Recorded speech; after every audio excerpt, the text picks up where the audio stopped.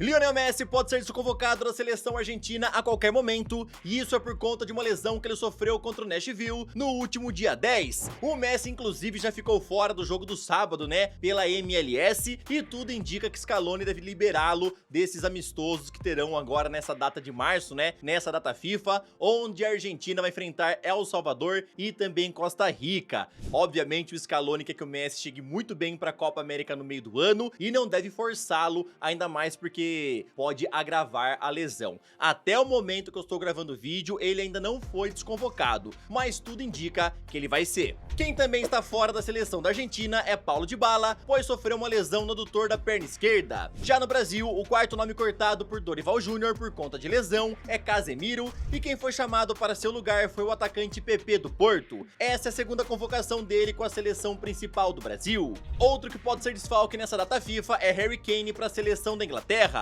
O jogador se lesionou nos últimos dias, mas os médicos da seleção inglesa já o estão tratando e a ideia é que ele enfrente o Brasil sim no dia 23. Por enquanto, ele ainda não foi cortado. Inclusive, né, de acordo com a imprensa inglesa, o Harry Kane não será cortado pelo Gareth Southgate. Os caras ainda tentam que ele faça, né, que ele consiga ter condição para jogar contra o Brasil no dia 23. Porém, tem muita gente lá no país garantindo que dificilmente o Harry Kane vai conseguir entrar em campo. Vamos ver, né? Se ele não jogar, é um reforço para a seleção brasileira, sem sombra de dúvidas. Eu sou o Todd, seja muito bem-vindo para mais um vídeo aqui no canal, aonde eu vou te falar bastante coisa interessante. Bora dar aquele giro, né, pelos principais jogos de ontem nos estaduais e também lá do futebol europeu. Bora falar sobre Julian Nagelsmann na mira do Borussia, Maurício é alvo do Botafogo para o meio do ano. Bora falar sobre tudo isso e muito mais. Então, sem mais enrolações,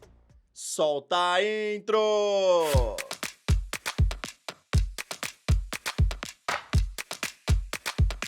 Ontem o Náutico venceu o Retrô nos pênaltis e foi a final do Pernambucano, onde vai enfrentar o Sport. Pela ida da semifinal do Paranaense, Maringá venceu o Coritiba por 2-0 e leva uma boa vantagem para o jogo de volta. Pelo Campeonato Goiano, o Atlético venceu o Goiânia de virada por 3-2 e assim abriu vantagem na semifinal. Pela semifinal do Cearense, Fortaleza venceu com tranquilidade o Maracanã por 3-0 e assim fará a grande final contra o Ceará. Vitória venceu o Barcelona de Ilhéus por 4-1 e confirmou a sua classificação para a final do Baiano, onde vai enfrentar o Bahia. Pelo jogo de ida da semifinal do Gaúcho, Juventude e Internacional ficaram no empate sem gols. América venceu o Atlético Mineiro por 2-1, porém quem avançou foi o Galo, já que tinha vencido a ida por 2-0, e agora eles vão pegar o Cruzeiro na final do Campeonato Mineiro. Vasco foi eliminado no Campeonato Carioca ao perder para o Nova Iguaçu por 1-0, assim o clube vai enfrentar o Flamengo agora na grande final.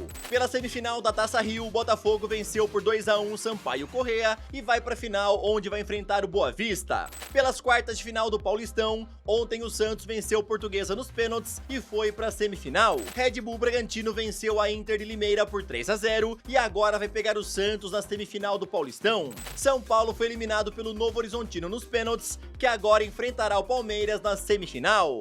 Maurício continua sendo um dos nomes mais falados quando o assunto é transferência, e agora o mais novo interessado nele é a equipe do Botafogo. Inclusive, André Curi, que é o empresário do jogador, já confirmou que as negociações entre os clubes estão em andamento ao falar o seguinte em entrevista ao portal Revista Colorada. Eles estão conversando entre os clubes, existe negociação porque o Dave Bandeira foi para lá, existem outros interessados também, mas sem oferta oficial. De acordo com o portal Gol, o Botafogo está disposto a pagar 12 milhões de euros para comprar o meia que já foi alvo de vários clubes aqui do Brasil. O Maurício já foi procurado por vários times, né? Já foi alvo do Palmeiras, já entrou na pauta do Flamengo, do Bahia, várias equipes se interessaram pelo meio-campista do Internacional. Porém agora quem está em negociações é o time do Botafogo, mas como aí o próprio, né, André Curi já confirmou, ainda não tem proposta oficial. O John Textor já falou aí que não vai poupar dinheiro, né, no meio do ano para trazer reforços e deve chegar jogador caro, assim como foi o Luiz Henrique nessa janela de começo de ano, né? Ele custou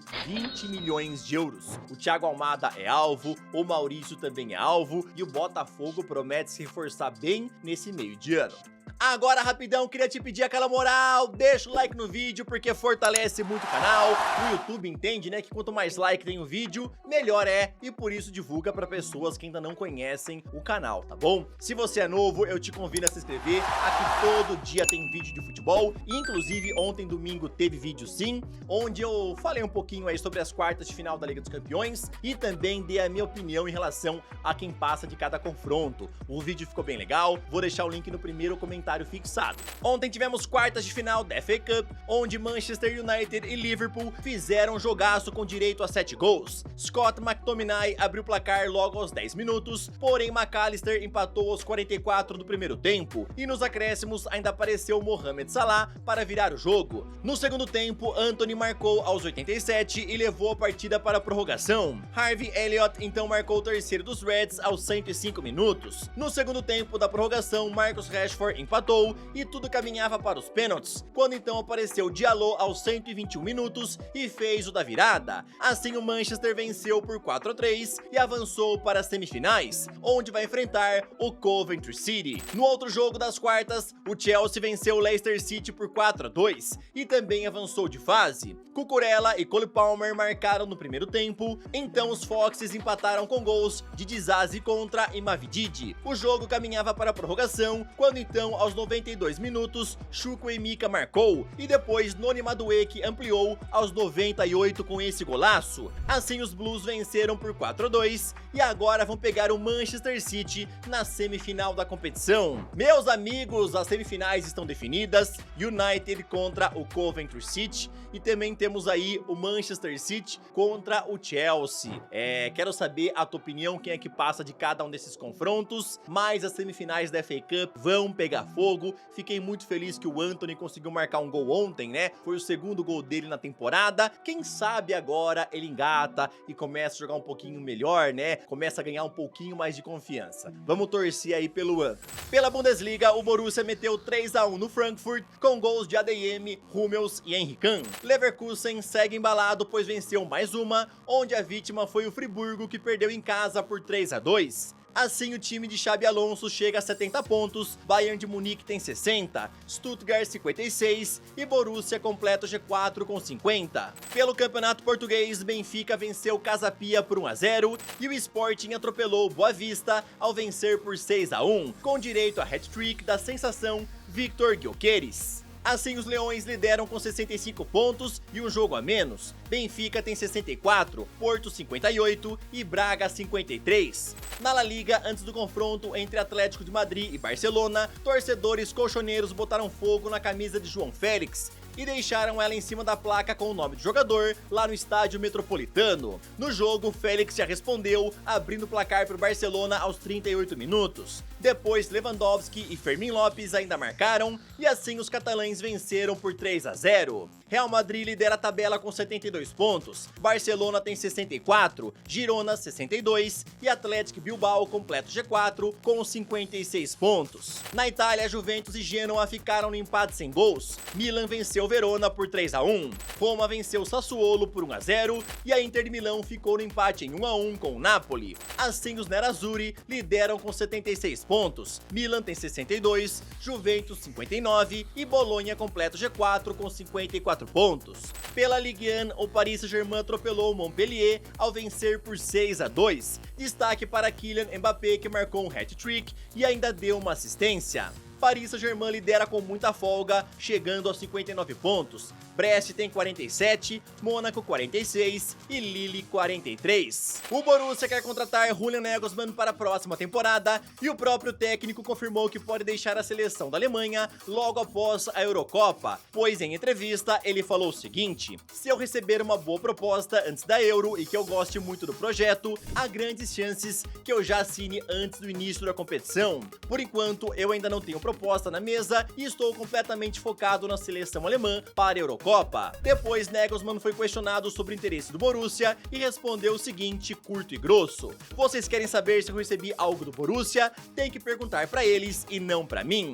Sinceramente, eu achei que o Nagelsmann, tivesse mais empolgado para o ciclo na seleção alemã, visando a Copa do Mundo de 2026. Porém, ele já tá de olho em ir embora depois da Euro, caso receba algo de interessante. De acordo com a imprensa alemã, o Borussia quer sim contratá-lo, quer trazê-lo, né, para a próxima temporada e deve apresentar uma proposta. Aí vamos ver se o Nagelsmann vai julgar essa proposta interessante, um projeto bom, para deixar a seleção alemã depois da Euro. Não tem chance dele ir embora antes da competição, tá? Ele vai disputar a Eurocopa normalmente comandando a seleção da Alemanha, e aí depois, se tiver algo de interessante, ele topa sair tranquilamente. Aí eu te pergunto, se o Nagelsmann realmente for embora, quem que poderia comandar a seleção da Alemanha visando a Copa do Mundo de 2026? É óbvio que o nome do Klopp aparece muito forte, né? Mas vale a pena lembrar que ele já falou que quer tirar um ano sabático. Aí a federação até pode colocar o interino e depois colocar o Klopp. Confesso que seria bem interessante, tá bom?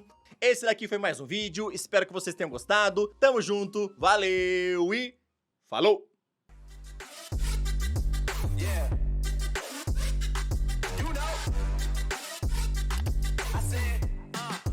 Damn, it's gonna be a long night.